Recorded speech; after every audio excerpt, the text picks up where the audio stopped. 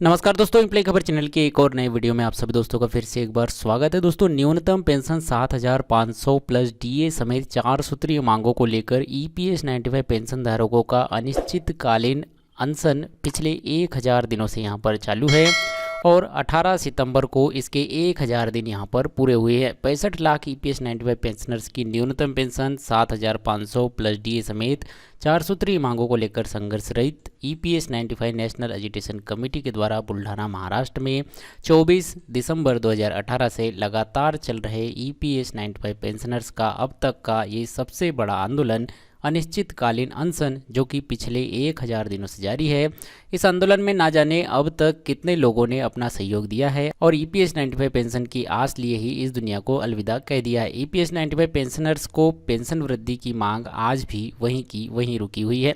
हालांकि EPS 95 pension धारकों के जो अतिरिक्त आंदोलन थे जो कि तहसील स्तर से लेकर दिल्ली स्तर तक चल रहे थे, माननीय प्रधानमंत्री जी से मुलाकात के बाद उन्हें बंद कर दिया गया था। केवल बुल्ढाना महाराष्ट्र का ही 24 दिसंबर 2018 से लगातार अनिश्चितकालीन अनशन पिछले 1000 दिनों से यहां पर जारी है।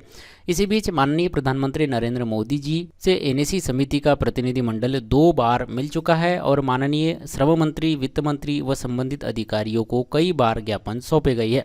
इसके अलावा ईपीएस 95 पेंशनर्स ने अपने न्यूनतम पेंशन 7,500 प्लस डीए समेत 4 सूत्रीय मांगों को मंजूर करवाने के लिए जंतर मंतर, दिल्ली प्रधानमंत्री कार्यालय, ईपीएफओ दफ्तरों आदि में कई बार धरना व विरोध प्रदर्शन किए हैं व ज्ञापन सौंपे हैं। ईपीएस 95 पेंशन धारकों के लिए संघर्षरत एनएसी राष्ट्रीय संघर्ष समिति की भूमिका की बात करें तो ईपीएस 95 पेंशन धारकों की मांगों को सरकार के सामने रखने के लिए, सरकार का ध्यान पेंशन धारकों की ओर आकर्षित करने के लिए ईपीएस 95 नेशनल एजुटेशन कमेटी ने सांसद, विधायक, श्रम मंत्री तक अपनी गुहार यहां पर लगाई है और साथ ही कुछ बड़े आंदोलन भी किए हैं, जिसमें कि अर्धनग्न आंदोलन 9 अगस्त 2019, दिल्ली आंदोलन दिनांक 4/12/2017 से 7/12/2017 और 4/12/2018 से 7/12/2018 के दिल्ली आंदोलन, 7/2/2019 का जंतर मंतर से माननीय प्रधानमंत्री जी के कार्यालय तक का मार्च और 7 दिसंबर 2019 का रास्ता रोको आंदोलन भी शामिल है।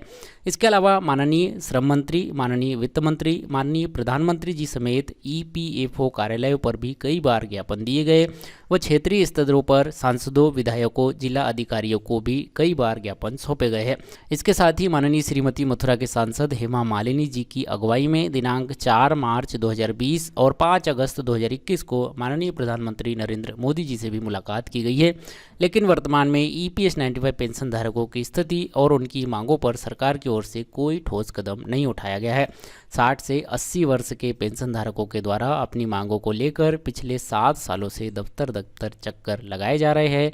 पेंशन धारकों के द्वारा अपनी मांगों को लेकर पेंशन बढ़ोतरी व उच्च पेंशन के लिए प्रयास अभी भी जारी है। बात करें ईपीएस 95 पेंशन धारकों के इस अनिश्चितकालीन आंदोलन की, जो कि यहां पर 1000 दिनों से लगातार चल रहा है, तो ईपीएस 95 पेंशनर्स 7,500 प्लस डीए समेत 4 सूत्रीय मांगों के लिए एनएसी के द्वारा बुल्ढाना महाराष्ट्र में 24 दिसंबर 2018 से ईपीएस 95 पेंशनर्स की मांगों को लेकर अनिश्चितकालीन अनशन आंदोलन का 18 सितंबर 2021 को 1000 दिन यहां पर पूरे हो चुके हैं। लेकिन पेंशनर्स की मांगों और उनके जीवन अभी भी वहीं का वहीं है।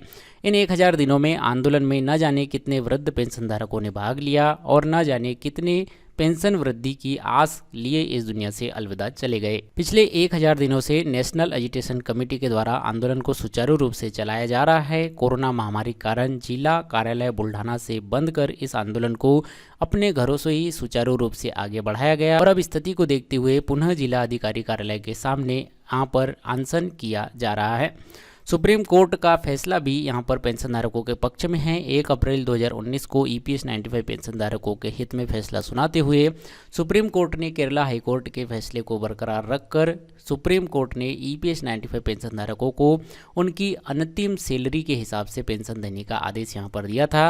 लेकिन ईपीएस 95 पेंशन धारकों के साथ सुप्रीम कोर्ट के आदेशानुसार पेंशन अभी तक नहीं मिली है।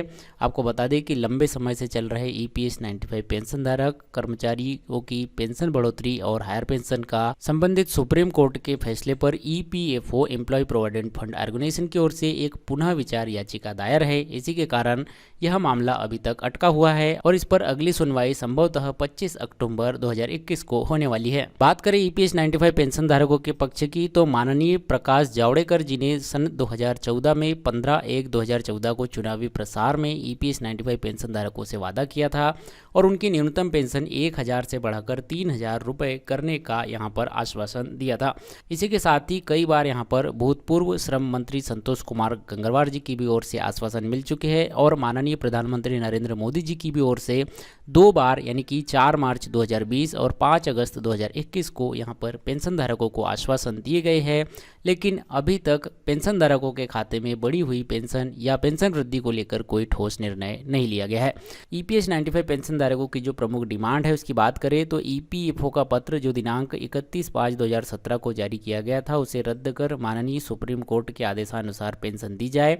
सभी ईपीएस 95 पेंशन धारक कर्मचारी और उनके परिवार को मेडिकल सुविधा दी जाए। ईपीएस 95 पेंशन धारकों को कम से कम 7,500 रुपये न्यूनतम पेंशन और उस पर महंगाई भत्ता दिया जाए। साथ ही जिन सेवानिवृत्त कर्मचारियों को इस पेंशन स्कीम में शामिल नहीं किया गया है उन्हें शामिल किया जाए या उन्हें कम से कम 5,000 रुपये पेंशन यहाँ पर दी जाए। और इन्हीं 4 प्रमुख डिमांड्स को लेकर ईपीएस 95 पेंशन धारकों के लिए एनएससी राष्ट्रीय संघर्ष समिति का अनिश्चितकालीन अनशन यहाँ पर जारी है, जो कि बुल्ढाना महाराष्ट्र में जिला अधिकारी कार्यालय के सामने पिछले 1000 दिनों से यहाँ पर चल रहा है। इस बीच कई तरह के मौसम, ठंड, बरसात और धूप का सामना यहाँ पर पेंशन धारकों को करना पड़ा। कई पेंशन धारक इसी उम्मीद में यहाँ पर दुनिया को छोड़ के अलविदा कह के चले गए हैं। तो दोस्तों यही अपडेट आप तक पहुँचाना था कि ईपीएस 95 पेंशन धारक पिछले 1000 दिनों से यहाँ पर आंदोलन जारी है। यदि आप एक ईपीएस 95 पेंशन धारक है, ईपीएस 95 पेंशन धारकों की इन डिमांड और ईपीएस 95 पेंशन धारकों के इस आंदोलन को सपोर्ट करते हैं तो इस वीडियो को लाइक कीजिए, अपने सभी दोस्तों के साथ शेयर कीजिए और इसी तरह से पीएफ पेंशन सरकारी योजनाओं से जुड़े नए लेटेस्ट अपडेट के लिए हमारे चैनल एम्प्लॉय खबर को सब्सक्राइब कीजिए। मिलते हैं आपसे नेक्स्ट वीडियो में किसी जानकारी के साथ, तब तक के लिए बने रहिएगा एम्प्लॉय खबर चैनल के साथ। जय हिंद, वंदे मातरम।